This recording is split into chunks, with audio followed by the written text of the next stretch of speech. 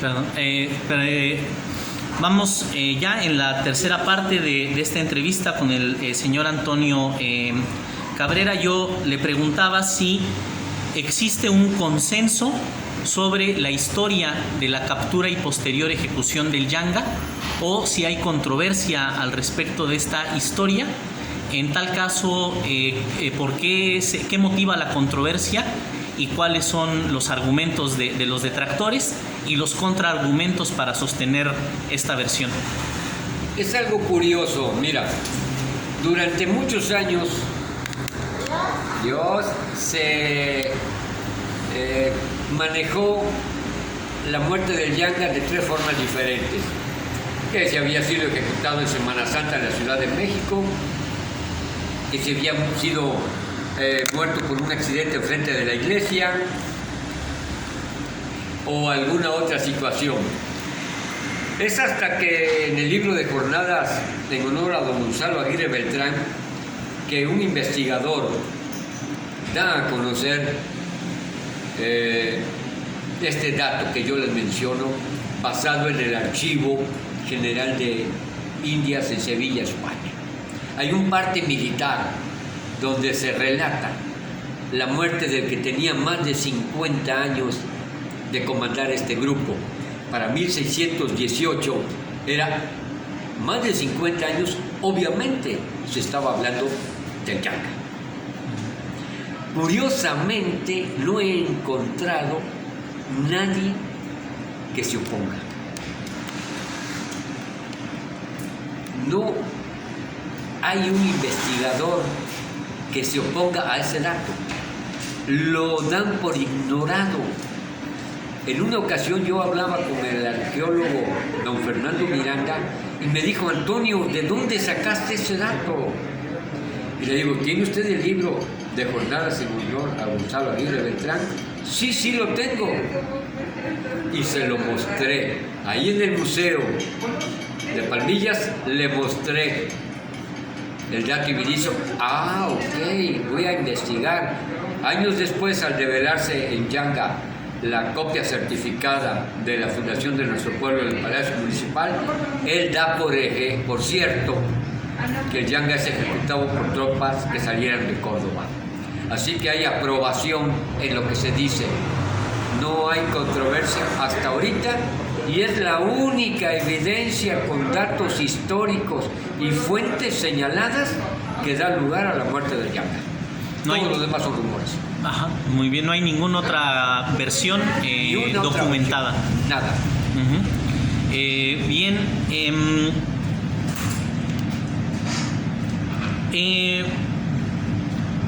después, digamos, de que se consolida la población de San Lorenzo, ya llamado San Lorenzo del Cerralbo, ¿cómo transcurre la historia del pueblo, digamos, durante las postrimerías del periodo colonial, durante la Guerra de Independencia y hasta el siglo XIX? ¿Qué información tenemos sobre el desarrollo del pueblo de San Lorenzo? Tenemos relativamente poca información. Cuando ya está consolidado y aprobado, ¿verdad? Ya está oficialmente reconocido en 1630 debido al acta que está en Córdoba, nuestro pueblo predominantemente es habitado, de acuerdo con las causas del pliego petitorio, por los afrodescendientes del Yanga y de toda su gente. Por relatos de algunos viajeros, dan a hacer notar que el Yanga era un pueblo con mucha gente de origen africano que les recordaba a pueblos de África. Hasta el siglo XIX predominaba la raza africana, no la raza, ¿verdad?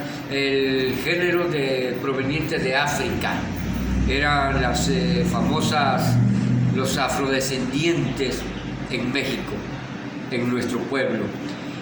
Pero resulta que a finales del siglo XIX, nuestro pueblo, habitado principalmente por afrodescendientes, había una persona muy querida de origen afro, que era terrateniente y que tenía mucha simpatía por la gente que eran paisanos suyos, fallece, enferma y fallece. Toda la gente que fue a verlo cuando estaba enfermo y que acude a su entierro, empiezan a morir a los pocos días. Se ocasiona una epidemia en nuestra región de vómito negro.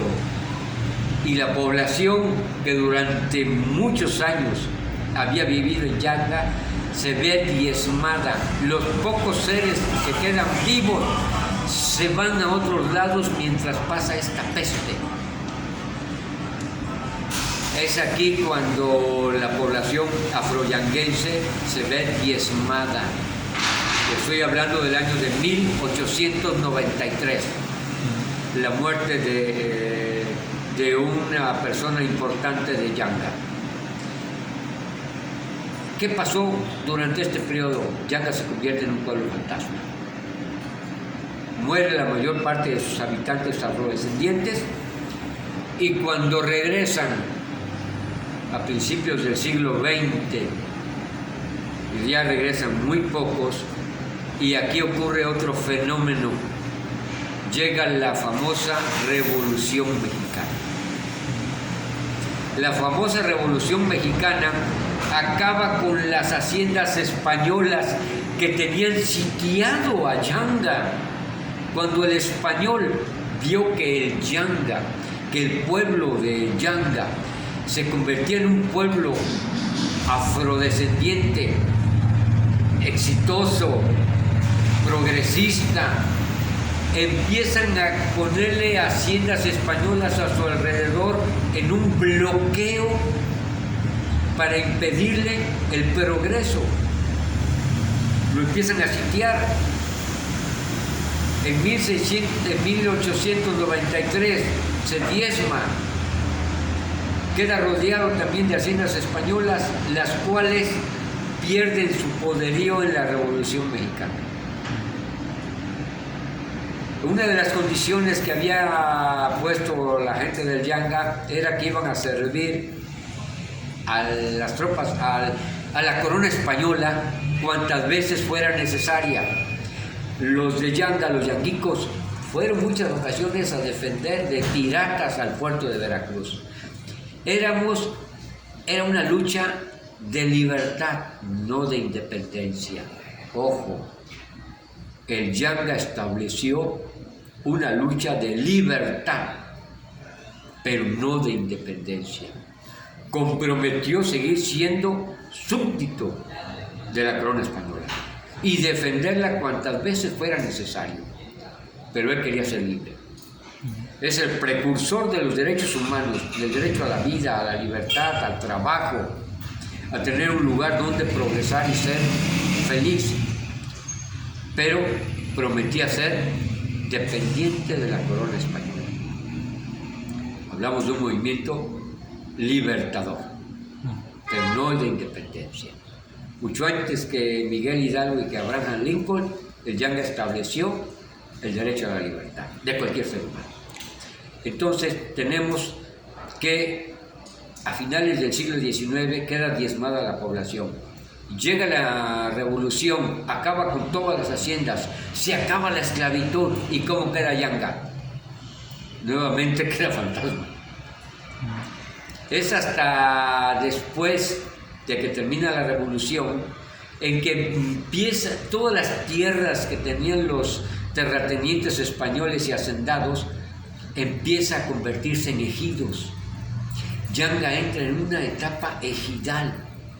Viene gente de Uriangato, Guanajuato, viene gente de Michoacán, y empieza, el gobierno federal les da los ejidos a todos los actuales pobladores de Yanga. Nuestra gente de origen africano se va a una zona que conocemos como el Mirador.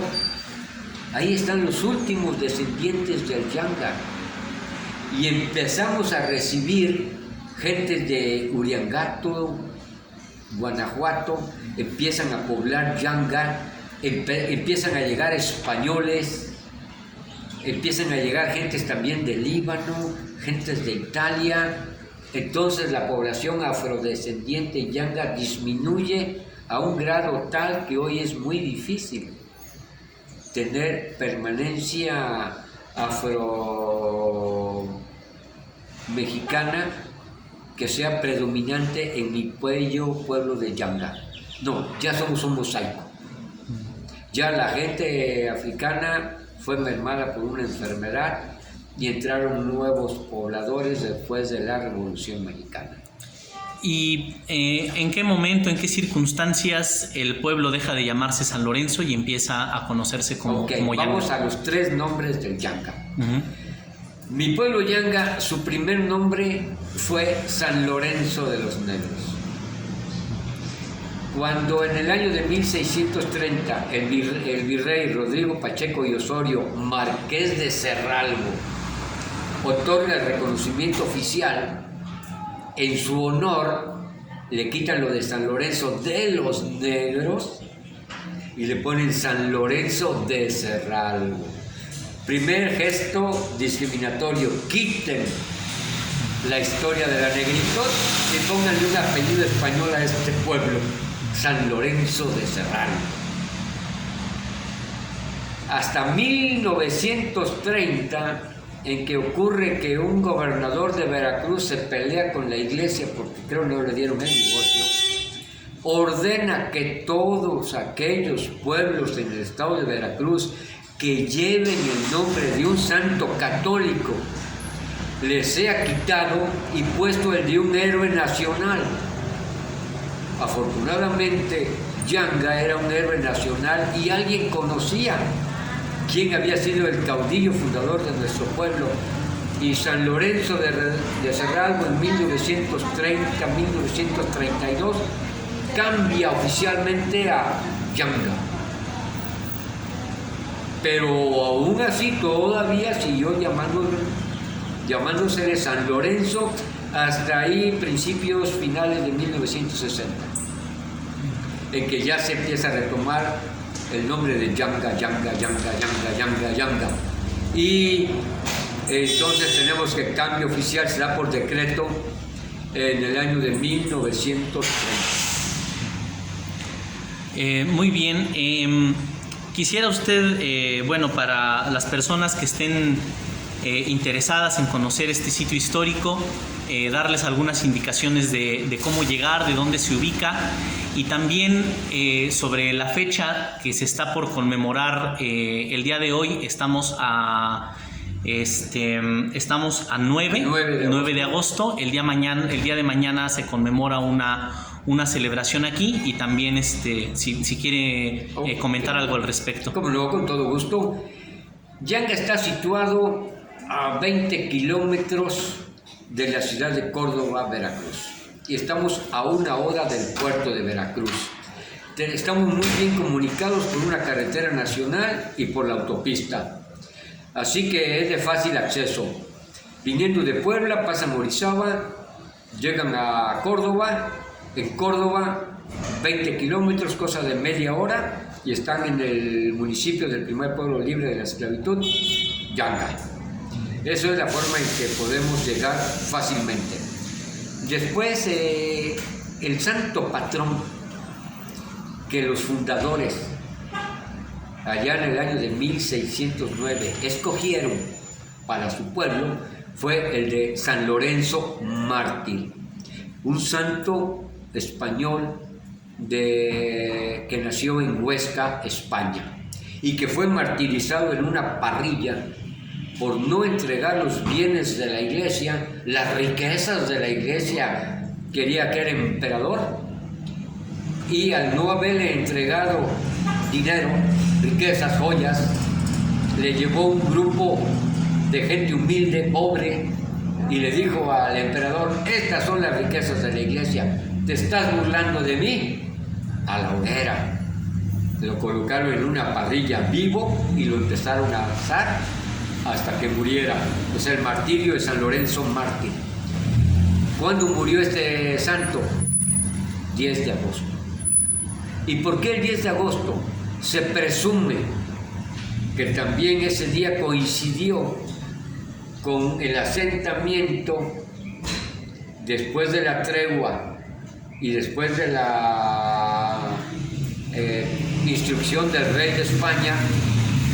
Se escogió el 10 de agosto y el padre jesuita Juan Laurencio dijo, por ser este día en honor a San Lorenzo, vamos a ponerle un nombre que lleve el nombre de este pueblo de San Lorenzo. 10 de agosto, San Lorenzo mártir. Años después, muchos años después, un grupo de jóvenes iniciamos lo que hoy se conoce como el Carnaval de Yanga. Como no había más que celebración religiosa, este grupo de jóvenes, principalmente María de Jesús Morales, Jorge Martínez, su esposo, y un montón de muchachos, hicimos un desfile el 10 de agosto, de un solo día. Salíamos todos vestidos de tiznados, algunos coronábamos un rey de la alegría, un rey negro, una reina del carnaval, y festejamos el 10 de agosto ya de una forma extra religiosa, es decir, una fiesta pagana, ¿verdad?, de diversión. Entonces teníamos la fiesta religiosa de San Lorenzo Mártir y el inicio del Carnaval de Yanga. Hoy, muchos años después, estoy hablando de 1976, se celebra el día de mañana a San Lorenzo Mártir.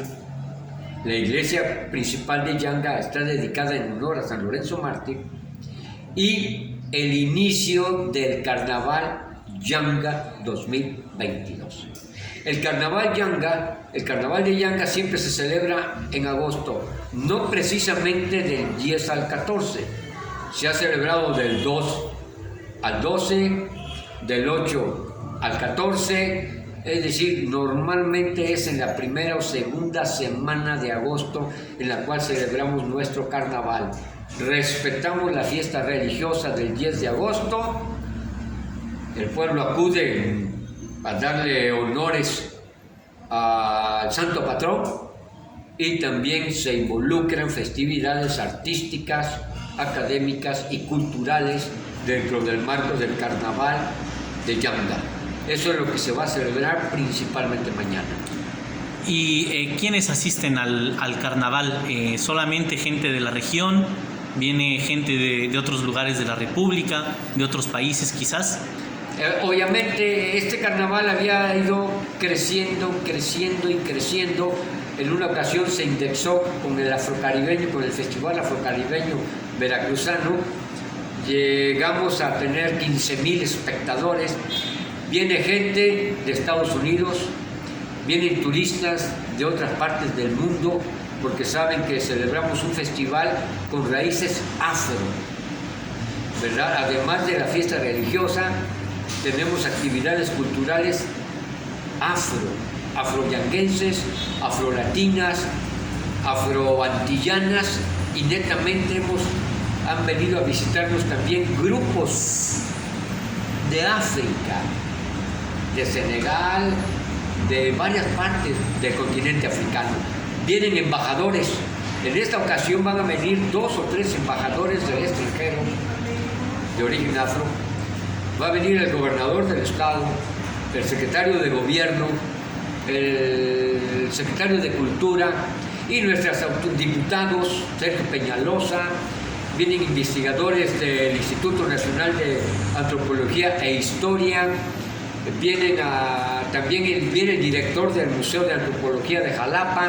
Es decir, vienen personalidades tanto internacionales de otros países como nacionales y regionales.